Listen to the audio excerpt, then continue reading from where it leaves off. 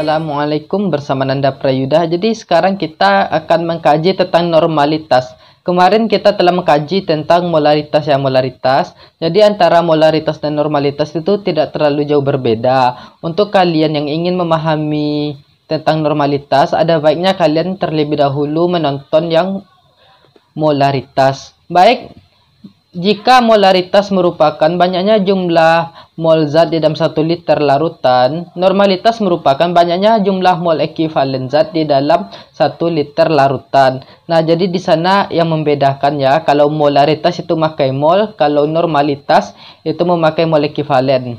Baik, untuk lebih jelasnya langsung saja kita lihat ya, kita lihat kepada rumusnya. Pada rumus ini bisa disesuaikan ya, sama dengan rumus molaritas, cuma bedanya kalau molaritas itu menggunakan MR, kalau normalitas itu menggunakan BE. Jadi pada BE itu berekivalen ya. Jadi pada video ini kita akan lebih fokus kepada kita lihat nilai BE-nya ya. Dari apa sih berat ekivalen? Apa sih yang dimaksud dengan valensi? Jadi untuk menentukan berat ekivalen, kita memiliki rumus berat ekivalen sama dengan MR per valensi. Apa itu valensi? Valensi pada beberapa kondisi kita lihat. Yang pertama pada larutan asam. Pada larutan asam valensi sama dengan jumlah H+ ya. Misalnya HNO3 kita uraikan jadi H+ ditambah NO3 min. Kita lihat jumlah H+ ini berapa? Ada 1 berapa? Jadi valensinya 1. Kemudian kita lihat H2C2O4 itu kita uraikan jadi 2H+ ditambah C2O4 2 min. Di sini kita lihat berapa jumlah H+. Jumlah H+ di sini 2, berarti valensinya sama dengan 2. Kemudian misalnya H3PO4 ya, kita uraikan jadi 3H+ ditambah PO4 3 min.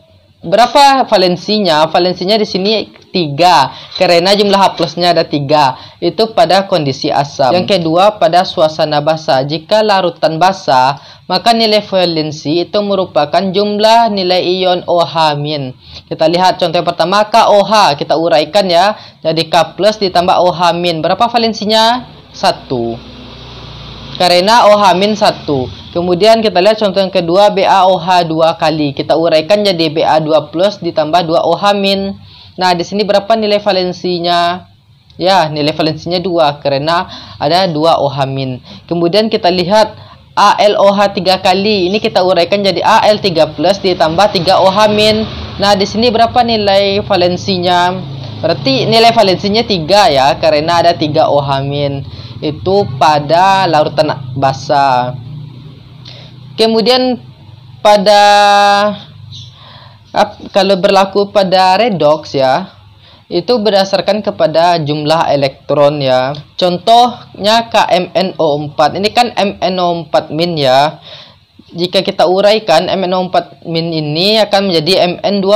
Nah, sekarang kita cari redoxnya. Redox MnO4- ini berapa? Jadi redox untuk bilangan oksidasi O kan adalah 2 ya. Jadi di sini ada O-nya 4 ya. 4 kali 2 8 kurang 1 7 ya. Berarti di sini ada Mn7+ ya. Kemudian di sebelah kanan ada Mn5+. Jadi di sini berapa elektron agar setara? Jadi pada Mn7+ ini kita tambahkan 5 elektron sehingga antara kiri dan kanan setara ya, menjadi sesama Mn2+. Nah, jadi di sini nampak ada 5 elektron. Jadi makanya nilai valensinya adalah 5. Ini berdasarkan kepada jumlah elektron ya kalau reaksi redox. Contoh soal, berapa mili asam asetat 50% yang harus dipipet untuk membuat asam asetat 0,1 molek per liter sebanyak 250 ml. Nah, jadi berdasarkan soal di sini ya, kita melihat bahwasanya konsentrasi asam asetat yang diketahui 50% ya. Dan kita di sini akan mengencerkan jadi 0,1 molek per liter. Nah, jadi di sini ada 2 rumus yang akan kita pakai. Yang pertama yaitu rumus bagaimana kita untuk menghitung asam asetat 50% ini berapa normalitasnya. Itu rumus yang pertama. Kemudian rumus yang kedua yaitu berapa mili asam asetat 50% harus dipipet untuk membuat asam asetat 0,1 normal. Nah, jadi di sini kita memakai dua rumus ya. Rumus yang keduanya rumus pengenceran. Oke, baiklah. Langsung saja kita mulai. Kita hitung rumus yang pertamanya. Normalitas sama dengan rho dikali 10 dikali persen per BE. Kita cari BE. BE asam asetat ya. Kita cari BE CH3COH. Yang pertama kita cari MR-nya. MR-nya kita dapat 60 gram per mol. Nah, kemudian kita cari BE-nya. CH3COH diuraikan jadi H plus ditambah CH3COO min. Berapa nilai H-nya? Nilai H plus di sini adalah 1 ya, berarti valensinya 1. BE sama dengan MR per valensi. Berarti kita dapat BE-nya 60 gram per molek. Nah, kemudian kita masukkan ke dalam rumus. N sama dengan rho dikali 10 dikali persen per BE ya. Kemudian kita hitung. Kita di sini dapatnya ya 8,75 molek per liter, ya kan? Gram-gram habis per molek naik ke atas jadi molek per liter. Jadi kita dapat konsentrasinya 8,75 molek per liter. Ini konsentrasi yang pekatnya. Sekarang kita akan mengencerkan menjadi asam asetat 0,1 molek per liter. Kita gunakan rumus pengenceran V kali N pekat sama dengan V kali N encer ya. V pekat yang akan kita cari kali 8,75 normal sama dengan 250 ml dikali 0,1 molek per liter. Nah, jadi cara pembacaan rumus pengenceran ini N pekat. Kalau N pekat itu merupakan konsentrasi pekat. Kalau V pekat volume pekat, berapa mili yang harus dipipet dari N pekat. Kemudian V encer, volume encer itu maksudnya berapa mili yang akan dibuat.